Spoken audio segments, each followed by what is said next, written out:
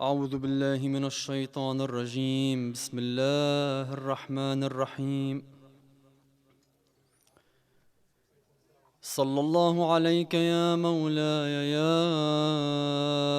رسول الله.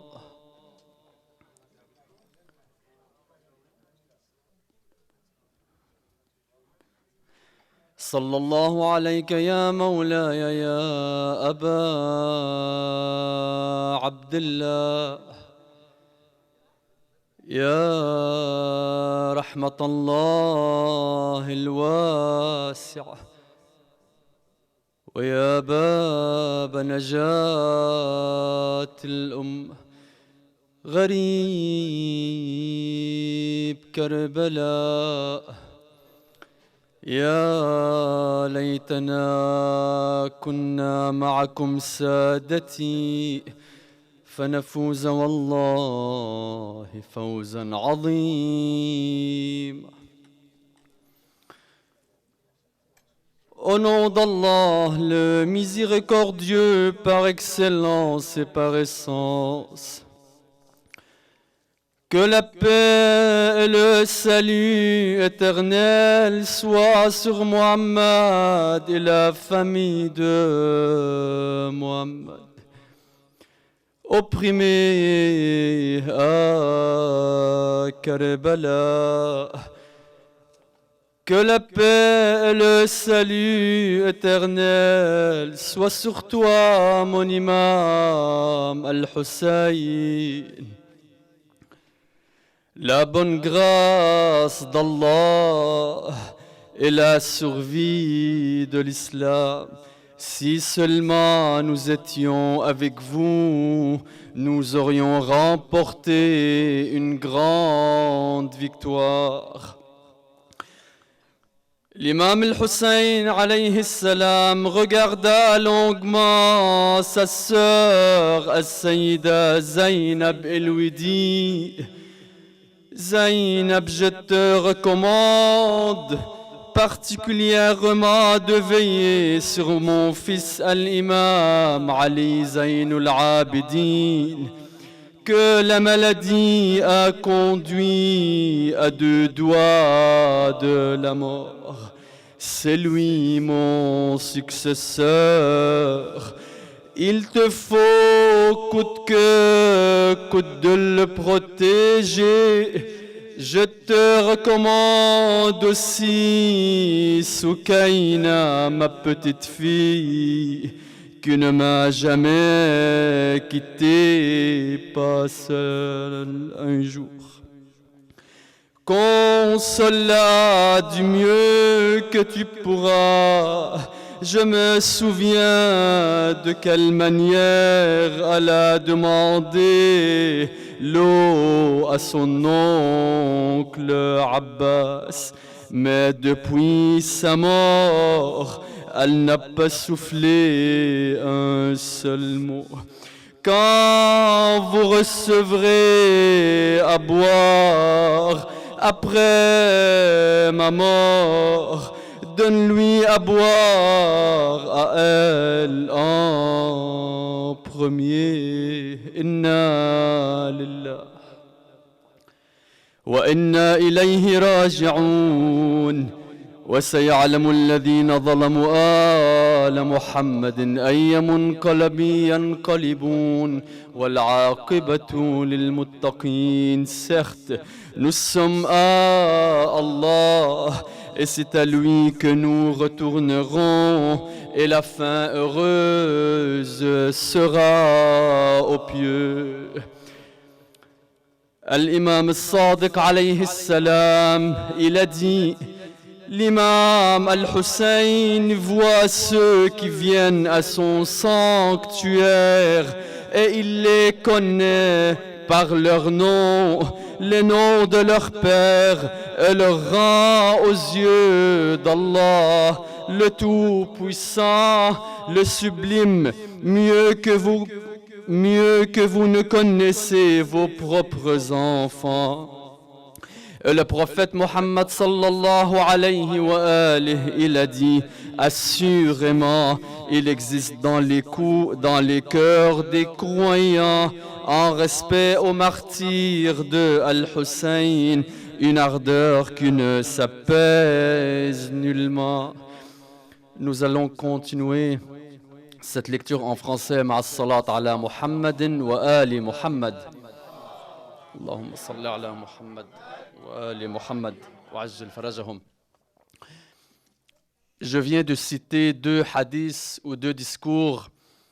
Le premier, c'est de l'imam al-Sadiq alayhi salam, qui montre l'importance de visiter le sanctuaire de l'imam al-Hussein à Karbala. Et plusieurs, parmi d'autres, références ont été citées, les lectures précédentes, montrant l'importance de cette visite. Et nous nous posons une question maintenant, après avoir présenté toutes ces lectures. Est-ce que les Omeyyades savaient quel sang ils ont versé à Karbala le 10e jour de Muharram?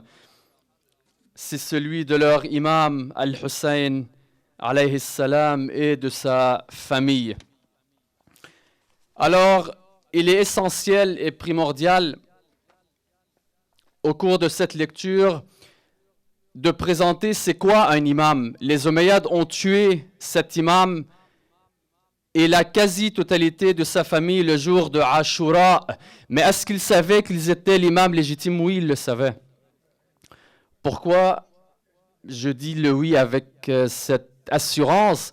Parce que nous avons vu dans les autres lectures à quel point Muhammad sallallahu alayhi wa alihi, il a insisté que Al-Hussein alayhi salam, il faisait partie de lui et qu'il faisait partie de Hussein. Il a parlé tellement à travers ses discours et à travers des hadiths sur les gens de sa demeure. Il a dit les versets qu'ils ont été révélés à leurs propos, et tant de discours et tant d'histoires.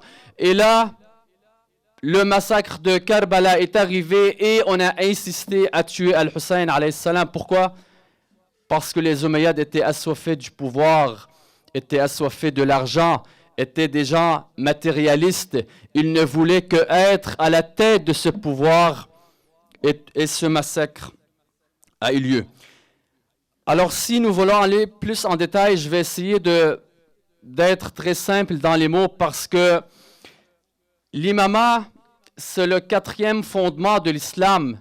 Comme nous avons mentionné aussi, il y a 5 piliers de l'islam. Les 5 piliers, la première, c'est le premier pilier, l'unicité. Après, c'est la justice. Le 3e pilier, c'est la prophétie. Le 4e, c'est l'imama dont nous allons présenter en quelques mots. C'est jamais assez dans une seule lecture. Il y a des chapitres et des livres à propos de ça. Donc, ça ne se présente pas en une heure. Mais nous allons essayer de faire ce qu'on peut avec ça. Alors, la définition de l'imama, c'est quoi? Comment définissons ce terme? Nous croyons que l'imama est l'un des principes fondamentaux de l'islam, soit le 4e fondement de la religion, comme nous avons précisé, chez les chiites, imamites, et, regardez l'importance ici, et que le musulman ne saurait compléter sa foi, tout musulman ne saurait compléter sa foi sans croire en ce principe. Nous allons encore aller plus en détail avec ça. Ce principe, il vient après la prophétie sur le plan de l'importance. L'imama en arabe signifie le fait que quelqu'un se met en avant pour que les gens le suivent et font ce qu'il fait, ou encore, limite par exemple, si on dit l'imam de la prière, c'est des fidèles, des musulmans qui prient derrière une personne qui l'ont nommé imam. Donc c'est lui qui va guider la prière. Donc les fidèles qui prient avec cet imam-là, ils vont l'imiter dans sa prière. Le mot imam est mentionné est mentionné avec précision 12 fois dans le Coran, soit 7 fois au singulier et 5 fois au pluriel, et plusieurs versets démontrent ce terme. Nous croyons que l'imama, tout comme la prophétie, est une grâce d'Allah, lutf min Allah subhanahu wa ta'ala. C'est la continuation de la prophétie. C'est là l'importance qu'on va voir vraiment. C'est quoi le but de l'imama?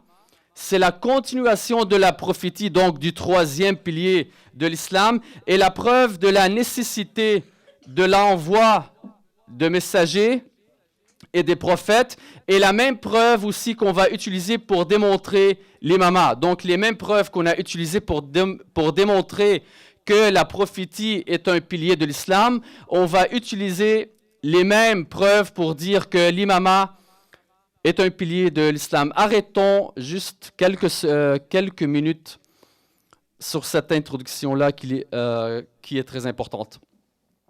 Si nous allons encore plus en détail, et je vous pose la question suivante, croyez-vous qu'Allah subhanahu wa ta'ala nous a créés sans laisser un guide spirituel ou religieux?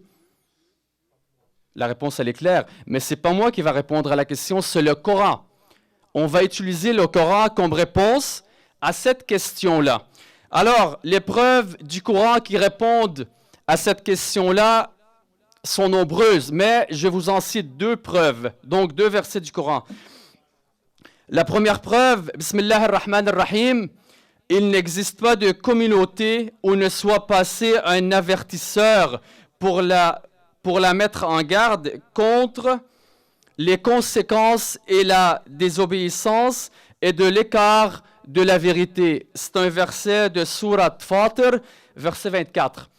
Le deuxième verset du Coran qu'on utilise comme réponse à la question que nous avons posée, Bismillah ar-Rahman ar-Rahim, à chaque peuple, un guide est donné. Donc, Surat Ar-Rad, verset 17. Donc, Allah subhanahu wa ta'ala, quand il nous a créés parce qu'il est juste, qui est le deuxième pilier de l'islam, donc il a envoyé des prophètes pour nous dire ce qui est mal et ce qui est bien. Il a envoyé des prophètes pour nous dire, pour qu'on différencie le faux du vrai, pour différencier le licite de l'illicite. Et pour ces mêmes raisons-là, il a aussi envoyé des imams qui continuent la mission des prophètes pour ces mêmes raisons-là. Encore, nous allons aller encore plus en détail pour montrer une autre caractéristique des imams ou encore des prophètes, parce que c'est pratiquement la même chose. On va parler de l'infaillibilité des imams. Qu'est-ce que c'est être infaillible? Donc, c'est être immunisé contre les péchés. Par exemple, si on dit qu'une personne elle est immunisée contre la grippe, ça veut dire que cette personne-là, elle ne va pas attraper la grippe parce qu'on lui a donné un vaccin. Les prophètes et les imams, c'est la même chose. Ils sont immunisés contre les péchés. Donc, il est impossible, notez bien cela, parce que présentement, il y a beaucoup de vagues qui traitent sur ce sujet et qui sèment le doute à propos de l'infaillibilité des prophètes ou encore des imams.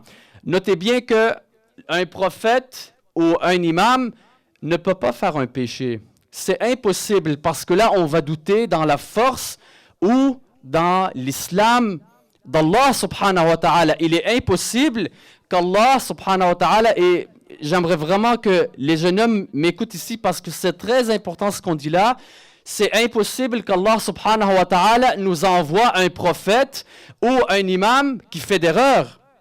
Ceci est un doute en Allah subhanahu wa ta'ala. Si on doute dans un imam, donc on va douter dans le prophète, donc on doute dans la religion sacrée d'Allah subhanahu wa ta'ala.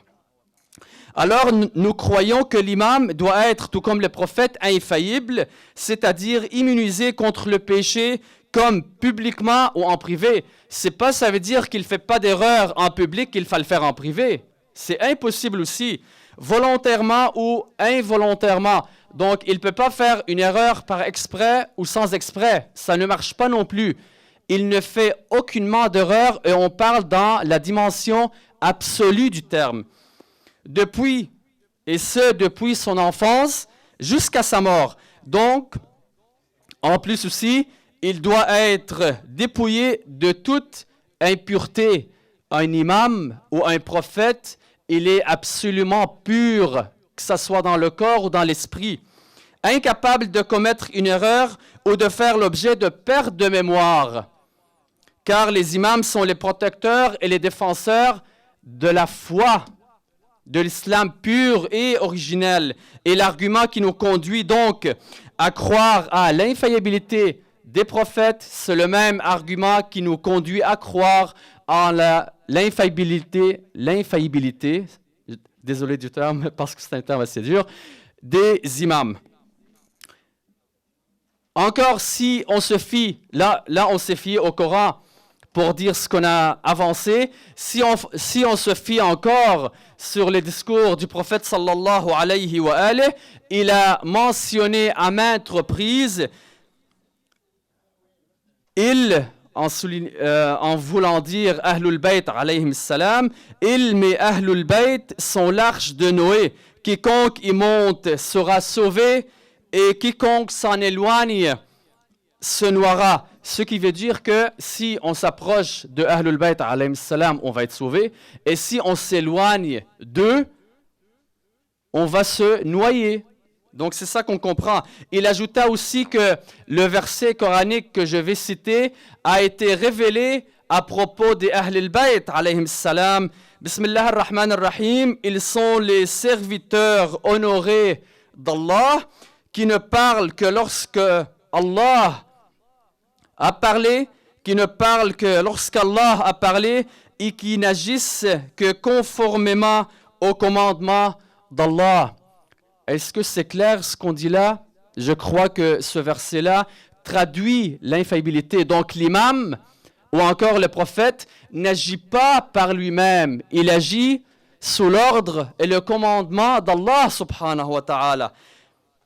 Et le poète qui dit, si on revient maintenant à Karbala, après avoir présenté tous ces faits sur les imams et les Omeyyades, ils savent qu'ils combattent à Karbala le 10e jour de Ashura la famille du prophète sallallahu alayhi wa alayhi.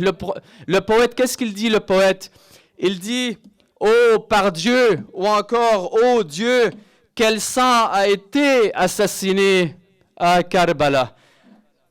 Alors revenons un peu à cette grande tragédie qu'on répète toujours qu'elle est incomparable à toute tragédie dans l'histoire humaine. Une fois, on a demandé à l'imam Sadiq alayhi salam, ça me rappelle un autre discours avant de passer à Karbala. On a demandé à l'imam Sadiq alayhi salam, et voyez comment nous on agit avec les autres musulmans alors qu'une autre partie, comment elle se comporte avec nous, et nous on suit ce que dit ici l'imam Sadiq alayhi salam. Écoutez bien, chers fidèles, une fois une personne demandant à l'imam Sadiq comment devrions-nous nous comporter vis-à-vis des musulmans non chiites avec lesquels nous avons des rapports sociaux. Qu'est-ce que c'était, selon vous, la réponse de l'imam Sadiq alayhi salamullah? Il a répondu, regardez vos imams à qui vous obéissez et traitez vos opposants qui s'opposent à nous, et traitez vos opposants de la même façon qu'eux-mêmes les traitent. Or, par Allah, et là il jure à l'imam Sadiq alayhi salam, or, par Allah, vos imams leur rendent visite lorsqu'ils sont malades, assistent à leurs funérailles lorsqu'ils meurent, témoignent pour eux ou contre eux selon les cas, et leur rendent le dépôt qu'ils leur confient. Cette référence vient de Al-Kafi et Wasa'il al-Shia. Donc, n'est-ce pas ici une leçon de bon comportement et de bon agir, et comment nos imams nous demandent de se comporter avec les autres musulmans, et ce genre de comportement-là est avec les musulmans qui ne sont pas chiites. Alors, comment se comporter avec un autre chiite? Ça devrait être encore mieux que ça. Est-ce que c'était le cas à Karbala? Est-ce que les Omeyyades ont traité l'imam al-Hussein alayhi salam et sa famille comme a décrit l'imam al-Sadiq? Je ne crois pas que ça a été le cas. L'imam al-Hussein confia le jour de Ashura le commandement de l'aile droite à Zuhayr ibn al-Qayn, qui était l'une des bases de son armée, et celui de l'aile gauche, il a confié à Habib, fils de Muzahir. Chacun avec eux, à peu près une dizaine de combattants, alors que de l'autre côté, il y en avait combien? On s'est dit hier, des milliers. On parlait d'une armée de 30 000. Ici, on parle avec l'imam al-Hussein d'une dizaine de personnes. C'est cruel ce qui s'est passé en ce jour. Et l'imam al-Hussein remit l'étendard al-Liwa à son frère al-Abbas et occupa lui-même le centre avec les hommes qui restaient derrière eux. Les tentes étaient protégées par un fossé qu'a creusé les compagnons de Al-Hussein alayhi salam pour protéger le camp hussénite de l'armée, parce que les Omeyyades avaient entouré le camp de Al-Hussein. Alors les troupes Omeyyades ont entouré le camp de Al-Hussein dans une ronde sauvage. Et là, quand Al-Hussein il a creusé ce fossé et il a mis du bois et des broussailles et il a mis le feu, qui a crié dans ce cas? C'est Ash-Shimr. Il a lancé à Al-Hussein: Hé Hussein, je te trouve bien pressé de rencontrer le feu avant le dernier jour. Ça, c'était l'appel de Shimr.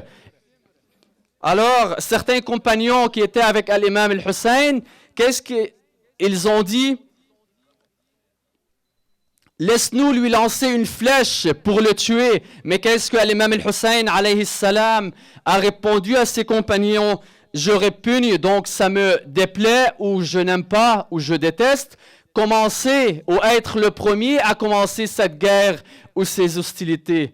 Encore une fois, regardez la bonne grâce de l'imam al-Hussein et quel cœur il portait, même envers ses opposants qui étaient là pour le tuer.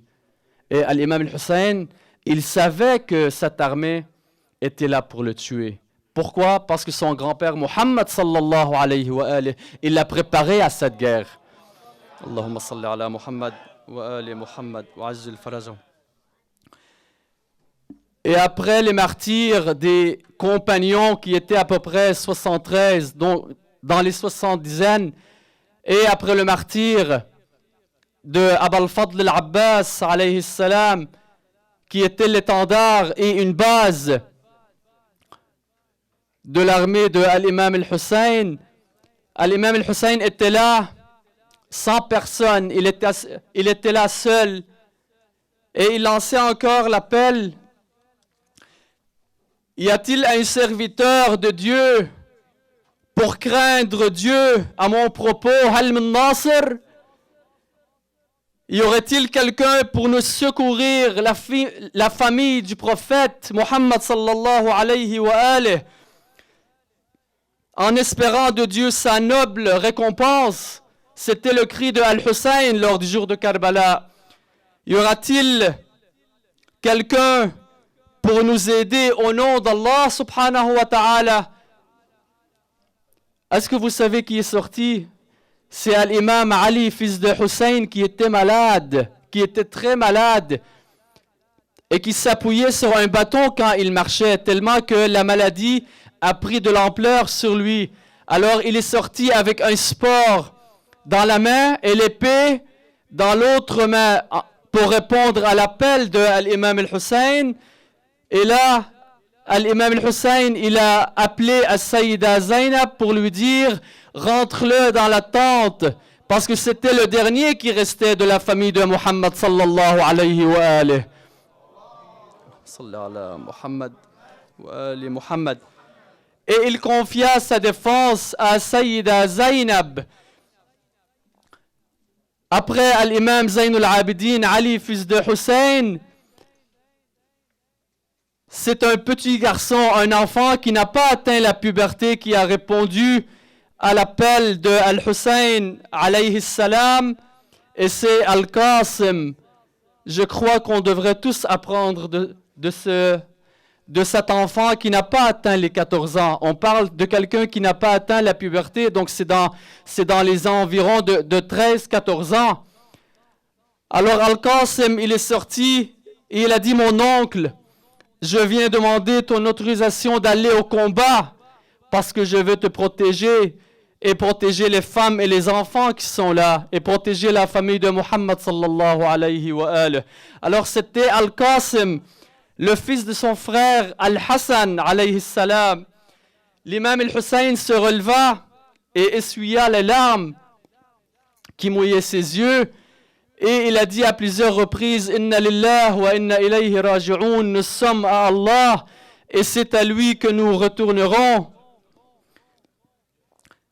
La nuit précédente, si on parle un peu de Al-Qasim et des petits-enfants de As-Sayyida Zainab, qui ont été aussi assassinés avec Al-Qasim lors du jour de Ashura, les deux enfants de As-Sayyida Zainab et Al-Qasim, ils parlaient hier, donc la veille de Ashura, comment prendre l'autorisation de leur oncle Hussein pour aller combattre les ennemis. Ramla, qui était la mère de Al-Qasim, avait appelé son fils sous sa tente. Et là, elle lui dit, par terme, quand ton père, Al-Imam Al-Hassan, est mort, tu étais trop jeune pour comprendre la vie. Ces dernières paroles sur son lit de mort furent les suivantes. Là, c'est Al-Imam Al-Hassan qui parle à Ramla. Ramla, ma chère femme, je te confie, ainsi que mes enfants, à la garde d'Allah et de mon frère Hussein. Quand Al-Qasim sera grand, tu lui diras que ma dernière volonté est qu'il se tienne près de Al-Hussein contre tous les vents et les marées qui vont s'opposer à l'imam Al-Hussein. Je vois venir un jour où mon frère Hussein sera seul et sera assailli de toutes parts et trahi par tous. Alors ce jour-là, il aura besoin du soutien sans faille de ses proches. Je veux que tu prépares Al-Qasim. Donc là, c'était la recommandation de Al-Imam Al-Hassan pour sa femme Ramla de préparer Al-Qasim. Ici, on apprend que nous devons préparer nos enfants aussitôt qu'ils sont jeunes et non pas quand ils atteignent l'âge de 17 et 18 ans et là, je prépare mon garçon. Non, on le prépare quand il a 2 ans, quand il a 5 ans, quand il a 7 ans. On le prépare et on l'éduque aussi bien que ça. Alors, quand Al-Qasim revint vers son oncle Al-Imam Al-Hussein, l'imam regarda avec tendresse. Qasim, mon enfant chéri, comment pourrais-je te permettre de partir quand je sais que la mort est au bout de la route? Donc il avait prédit aussi la mort de Al-Qasim alayhi salam. Ton frère, mon cher Al-Hassan, t'a confié à ma garde. Mon cœur tremble à la pensée de t'envoyer à ce massacre. Alors Ramla,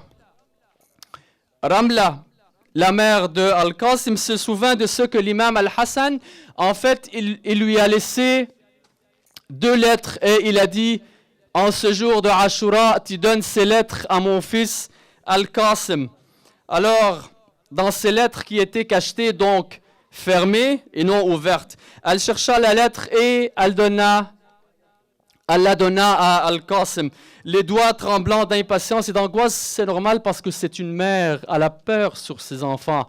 Mais elle voulut que Al-Qasim répond à l'appel de l'imam. Alors, quand Al-Qasim ouvrit la lettre, il lit ce que l'imam Al-Hassan lui a recommandé. Écoutez bien ce qu'il lui a dit. Quand cette lettre te parviendra, mon enfant, j'aurai cessé de vivre depuis longtemps. Quand tu liras ces mots, tu seras déchiré par un conflit entre ton désir intense de faire ton devoir et de montrer ton amour pour ton oncle Al-Hussein alayhi salam. Et l'amour que celui-ci, que l'imam Al-Hussein, il porte, c'est parce qu'il aimait qu'il a interdit de partir se combattre.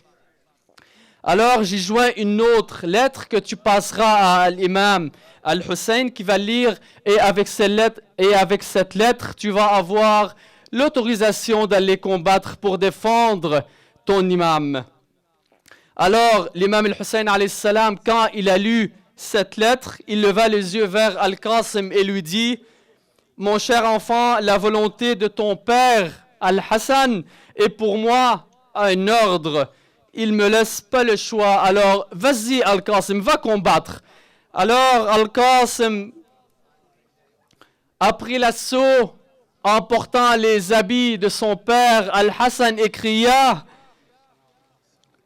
si vous m'ignorez, je suis le fils de Al-Hassan, petit-fils du prophète Al-Mustafa et l'honnête. L'armée décrit que quand cet enfant est venu vers nous pour combattre, on a vu une telle beauté incomparable. On l'a comparé à une pleine lune tellement qu'il était beau. Alors Al-Qasim se battit, puisqu'il fallait se battre, il se battit avec tant d'ardeur et d'amour pour défendre l'imam Al-Hussein alayhi salam, que son oncle Al-Hussein, qui le regardait et qui analysait ses compétences de bataille alors qu'il n'avait que 13-14 ans, il ne pouvait se retenir pour un cri d'admiration pour cet enfant. C'est normal parce qu'il était l'héritier de Ali ibn Abi Talib alayhi salam. Alors, il avait beau les défier tous, mais ils étaient des milliers contre un. Alors, Omar bin Saad lança fort: combattez cet enfant. Des centaines et des milliers et de flèches, comme d'habitude, pleuvaient sur son corps. Alors, et là, Al-Qasim, il a crié: oncle Hussein, aide-moi. Alors, Al-Imam, quand il est venu à son secours et il a vu que son corps était transpercé par les flèches et par les coupures d'épée, alors il a dit: mon Dieu, qu'est-ce que ces lâches ont fait de mon Qasim? Et ça, c'était le cri de Al-Hussein. Alors comment vous imaginez le cri de sa mère? Alors il le prit dans ses bras et lui dit: qu'Allah maudisse les gens qui t'ont tué. Voilà un jour où augmente le nombre d'assassinats. Voilà le jour où le nombre d'assassinats a augmenté et le nombre de secouristes a baissé. Cette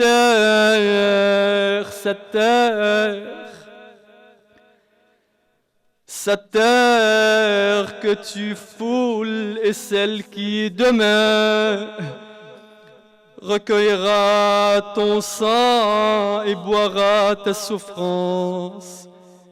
Tu pleures, mon imam, au nom de tous les tiens. Tu pleures car l'épreuve assoif l'innocence. Inna lillah wa inna ilayhi raji'un. وسيعلم الذين ظلموا آل محمد أي منقلب ينقلبون والعاقبة للمتقين. Certes, nous sommes à Allah et c'est à lui que nous retournerons. Allahumma inna nas'aluka wa nad'ouk. Prions au nom de Al-Qasim, prions au nom de Al-Hussein, prions au nom de As-Sayyida Zainab alayhim salamullah. اللهم بحق محمد وآل محمد صل على محمد وآل محمد واغفر للمؤمنين والمؤمنات والمسلمين والمسلمات الأحياء منهم والأموات وتابع بيننا وبينهم بالخيرات إنك مجيب الدعوات. Qu'Allah subhanahu wa ta'ala bénisse les initiateurs de ces majalis.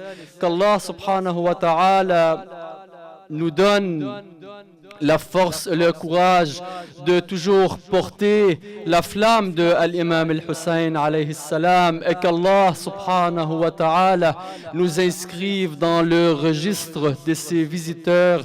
Wa sallallahu ala Muhammadin wa alihi at-tahirin. Al-Fatiha ma'as salawat ala Muhammadin wa ali Muhammad.